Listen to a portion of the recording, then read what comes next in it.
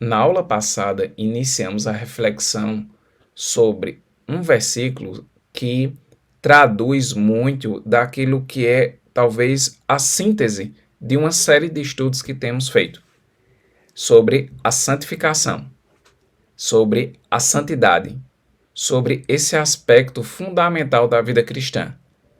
E então, nós chegamos no versículo, na última parte do versículo, melhor dizendo, de Colossenses 3,11, que diz: Porém, Cristo é tudo em todos. E aí fomos analisando o que significa Cristo é tudo. E perguntamos no fim: Cristo é tudo para você? Isso foi nossa aula passada. E fazendo uma breve recapitulação dos pontos, nós vimos que Cristo é tudo na Bíblia, porque Cristo ele é o Redentor, né? Ele pagou o preço, ele pagou pelos nossos pecados. O justo morre pelos injustos. Então Cristo é tudo como Redentor. Mas também vimos que Cristo é tudo na obra da santificação. É certo que no cotidiano o Espírito Santo está colaborando, ele é o nosso auxiliar, ele é o nosso o socorro presente, né? Ele está conosco. Mas é certo também que Cristo efetua uma obra fundamental do ponto de vista do olhar que Deus lança para nós com misericórdia, porque Cristo faz a mediação, né? Ele se coloca entre os homens, entre os seres humanos e Deus, por meio da cruz, por meio do sacrifício. Então a gente chama isso de santidade posicional. Alguns autores interpretam isso como santidade posicional, porque de fato Deus, Filho, se coloca na intermediação e, na verdade, ele, por causa da sua obra, né, da obra redentora, ele efetua algo que é extremamente importante para esse prosseguir da vida cristã, no processo de santificação. Mas, em primeiro lugar, ele nos torna alvos mais do que a neve por causa da obra que ele realiza na cruz. Mas, de um certo modo, também, Cristo é tudo na santificação porque ele é nosso modelo. E nós analisamos isso também na aula passada. Ele é o nosso modelo de identificação, ele é o nosso modelo de vida.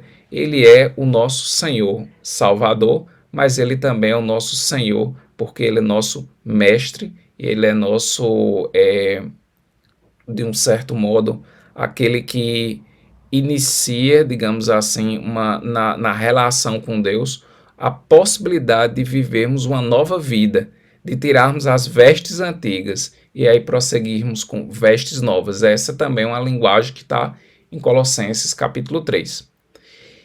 E Cristo é tudo na redenção, na santificação, sabendo que há o papel do Espírito Santo no dia a dia, isso é evidente, mas Cristo é tudo também na criação, porque Cristo ele age na criação no sentido de ser o Criador também, é como coloca Colossenses capítulo 1, mas também ele é não apenas o Criador, mas ele é o alvo da glória da criação. Nesse sentido, todas as coisas foram feitas por ele e para ele. Então, ele é a glória da criação. Então, Cristo é tudo também.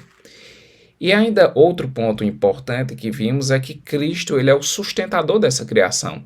Ele é o Deus soberano, é que ele rege a história. E vemos isso lá de Gênesis a Apocalipse, principalmente no livro de Apocalipse, quando ele diz que ele é o alfa e o ômega, né? O princípio e o fim, aquele que era, que é e que há de vir, o Todo-Poderoso. Então tudo está regido em suas mãos fortes. E finalmente, Cristo também é tudo na igreja, porque ele é o cabeça da igreja. Ele é o nosso referencial, mas ele é o nosso Senhor. Ele é o Senhor da igreja. Ele é o cabeça da igreja. Nesse sentido, vemos 5 aspectos onde Cristo é o Redentor, Cristo é aquele que efetua uma grande obra na santificação mediante aquilo que a gente chama de santidade posicional, né? Na mediação, né? E, finalmente, Cristo é tudo na criação, na soberania, pois ele é o sustentador de todas as coisas, e também Cristo é tudo na igreja, ou para a igreja. Um aspecto que eu não analisei na aula passada, e isso está no livro Santidade sem a qual ninguém verá o Senhor, é que, dito de outra forma, né, Cristo é tudo na Bíblia. E não você vê que Cristo de fato é tudo, desde o início até o fim. E o autor coloca que Cristo é tudo na consolação, né? Na nossa consolação, Cristo é tudo. E Cristo está conosco, né? Ele diz assim: eu não vou deixar vocês sozinhos, porque ele enviou o Espírito Santo, mas ele está conosco, ele intercede por nós também. A palavra de Deus diz isso. Então, Cristo é tudo na consolação. E Cristo também será tudo no porvir. Outras palavras, né, aquilo que eu disse, que ele é alfa e o ômega, né? Então, o Raio, ele coloca isso, que Cristo será tudo no céu. Mas se nós formos analisar, e aí eu quero ser breve, mas queria analisar o próprio texto, quando diz Cristo é tudo. Se você vê as partes mais próximas desse versículo, que diz que Cristo é tudo, é interessante porque nós já mencionamos anteriormente e eu queria falar ou repetir novamente. Tem uma tradução que eu considero bem importante, né, para a gente entender melhor o texto. Diz assim: agora tudo é definido por Cristo e tudo está incluído em Cristo. Tudo é definido por Cristo e tudo está incluído em Cristo. E por que isso é importante? Porque justamente no versículo 11, o apóstolo Paulo diz que não pode haver mais grego nem judeu, nem circuncisão nem incircuncisão, nem bárbaro nem cita, nem escravo nem livre, nem uma pessoa livre. E aí ele conclui: porém Cristo é tudo em todos. O versículo diz justamente assim: no qual não pode haver grego nem judeu, circuncisão nem circuncisão, bárbaro, cita, escravo, livre. Cristo é tudo em todos. Então, por isso que a tradução é boa. Porém, tudo é definido por Cristo e tudo está incluído em Cristo. E o que isso significa? Não há mais grego nem judeu. Não há mais gentil, considerando aí num sentido amplo, quando ele coloca o grego. O grego, lembrando, era a língua mais falada daquela região, né?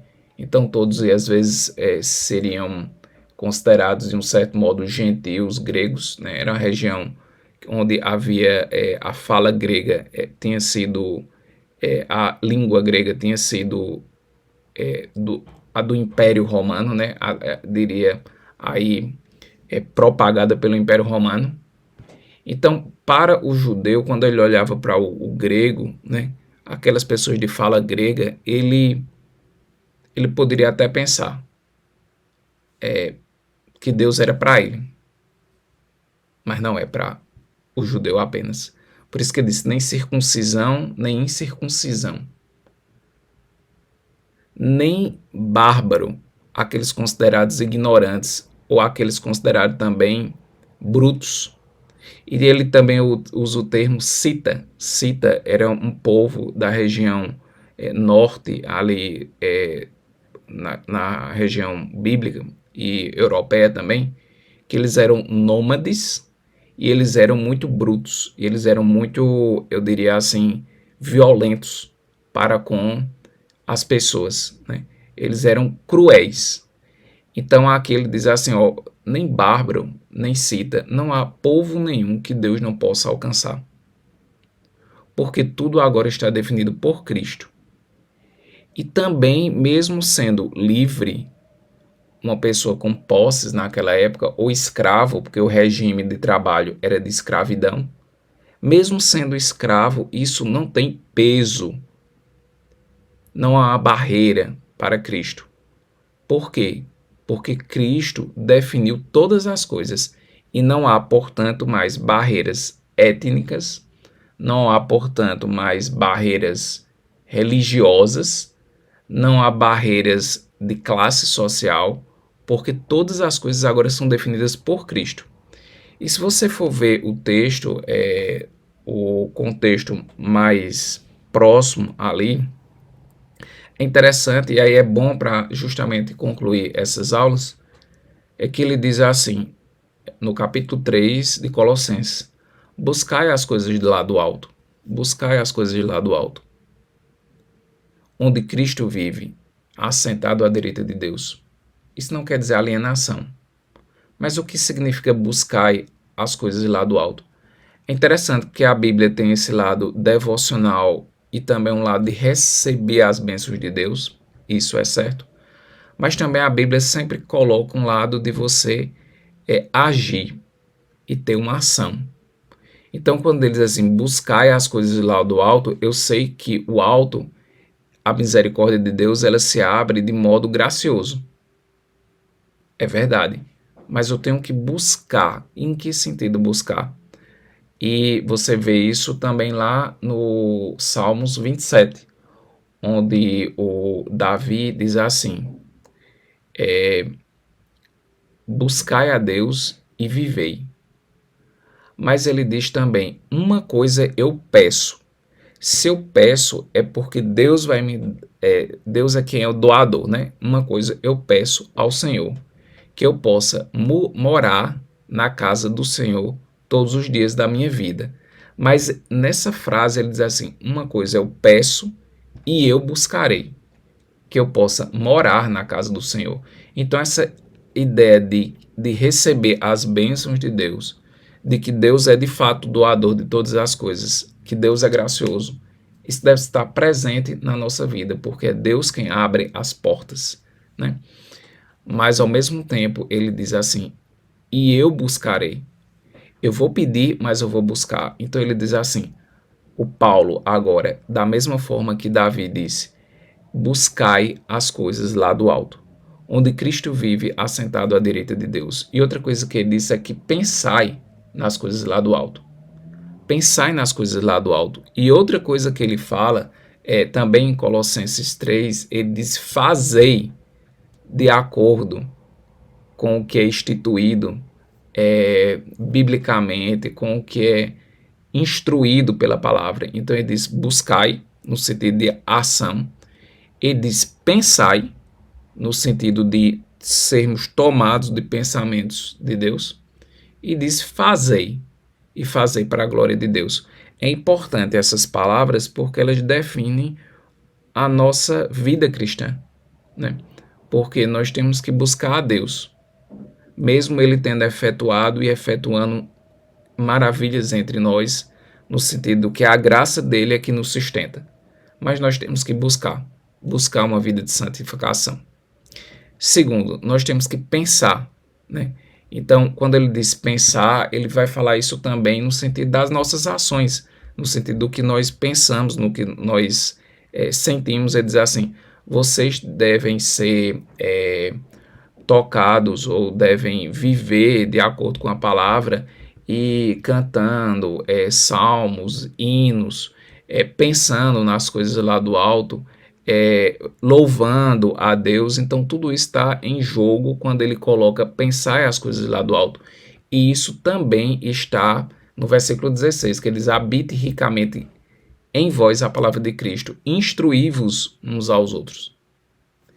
E finalmente ele diz assim, agir do modo correto. E ele diz assim, e façam isso para Deus. Todas as coisas, todas as ações, tudo que fizermos, fazer isso para a glória de Deus. E isso também está em Colossenses 3. Mas é interessante porque o Colossenses 3, ele estabelece aquilo que devemos fazer e o que não devemos fazer. Nós devemos buscar as coisas lá do alto. Nós devemos pensar nas coisas lá do alto. E nós devemos fazer de acordo com as instruções lá do alto. Mas uma das coisas que ele instrui, e aí a gente vê o lado de que o que não devemos fazer, ou o que devemos deixar. E ele diz, fazei, pois, morrer a vossa natureza terrena, porque se Cristo efetuou uma obra do ponto de vista da santidade, e a gente chama de santidade posicional por causa da obra de Cristo, por isso que qualquer crente pode ser chamado de santo pela obra que Cristo fez, E todas as igrejas eram chamadas de comunidade santa, santos, né? Por quê? Porque Deus efetuou uma obra com a igreja. Mesmo assim, ele diz assim: fazem morrer a vossa natureza terrena. E o que é isso? Prostituição, impureza, paixão lasciva, desejo maligno, avareza, que é idolatria. Isso está no versículo 5. Mas ele diz também que outras coisas nós devemos nos despojar. E nos despojar é deixar de lado. E a gente tem que pegar essa lista e dizer assim: será que eu estou deixando essas coisas? E essas coisas, por meio delas, vem a ira de Deus sobre os homens. Ele diz assim: vocês também devem se despojar, igualmente, de tudo isto. Ira. Sabia que ficar com raiva não é de Deus? De ficar irado, de remoer, indignação, maldade, maledicência, linguagem obscena do vosso falar. Ele coloca tudo isso e diz assim: não mintais uns aos outros, uma vez que vocês tiraram as vestes do pecado e agora vocês estão se revestindo de Deus. Então, quantas coisas, eu falei uma lista aqui de pecados, mas quantos outros pecados nós temos que Deus vê e que nós devemos abandonar? Então, por que nós estamos estudando santidade sem a qual ninguém verá o Senhor? É um versículo de Hebreus, né? Está lá no Hebreus 12. Por quê? Porque Deus, ele efetuou uma grande obra, mas nós também temos que buscar. Nós também temos que fazer, vez por outra, aquele checklist de que será que estamos progredindo no abandono desses pecados. Quantos pecados eu tenho? Quantos pecados você tem? Quantos pecados até a comunidade cristã pode ter no conjunto, no sentido do que nós nos omitimos, no sentido do que nós fazemos e não devemos fazer? Quantas coisas? Então, quando diz assim, buscar as coisas lá do alto, ele implica também em que deixemos algumas coisas de fazer. Entre essas coisas, eu diria que Deus, que conhece o seu coração e o meu, sabe do que é aquilo que devemos abandonar. Ele faz uma lista, assim como tem várias listas de pecados, né, na Bíblia, dizendo: oh, não faça isso. Então, cada pessoa, o Espírito Santo toca, né, naquilo que devemos mudar. Mas não é só deixar, é efetuar, é fazer, é transformar-se segundo a imagem daquele que nos criou. E ele diz: revestivos como eleitos de Deus, santos, amados, eternos, de misericórdia, de bondade, de humildade, de mansidão, de longanimidade. Suportai-vos uns aos outros, perdoai-vos mutuamente uns aos outros, caso alguém tenha motivo de queixa. Assim como o Senhor vos perdoou, perdoai também vós. Acima de tudo esteja o amor, que é o vínculo da perfeição. Então, quando a gente trata de santificação, desse processo, que ele é progressivo, nós devemos sempre lembrar que temos coisas que nós não estamos na linha do que Deus quer e que devemos abandonar. Mas não adianta só abandonar, nós devemos fazer algumas outras coisas que é da vontade de Deus, e entre essas sermos revestidos do poder de Deus, com a sua misericórdia, assim como ele nos perdoou, com a sua bondade, assim como ele é Deus bom, com a sua humildade, assim como ele o é, com sua mansidão e sua longanimidade. Então, assim, tudo que Cristo foi, tudo que nós devemos ser, nós não devemos apenas, como pecadores, abandonar o pecado, nós devemos também nos revestir das vestes de santidade e daquilo que tudo que significa eu diria, de bom que a palavra de Deus traz para nós, né? Então, o que estamos fazendo? Muitas vezes estamos dividindo. Quando o apóstolo Paulo chega e diz assim: Olha, não pode haver divisão de grego, de judeu, de circunciso, nem circunciso. Ele estava tocando em um dos pecados daquela igreja.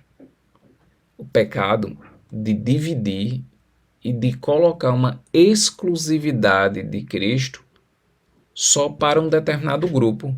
Mas Cristo, ele deixou isso tudo para trás, porque agora tudo é definido por Cristo e tudo está incluído em Cristo. Então Cristo pode salvar, sim, grego, bárbaro, cita, escravo, livre, qualquer das pessoas.